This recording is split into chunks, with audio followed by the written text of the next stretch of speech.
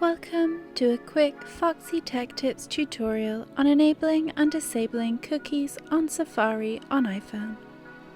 If you find this tutorial helpful, please consider subscribing to my channel and liking the video. Open up the Settings app and scroll down to the Safari option and tap on it to open the settings. In the Safari settings, scroll down to the Privacy and Security heading, where it says Block all cookies. If you want to enable cookies, then have the toggle switched off.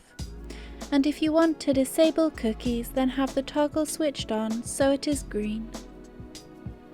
When you turn the toggle on to disable all cookies, you have to tap Block All in the pop-up.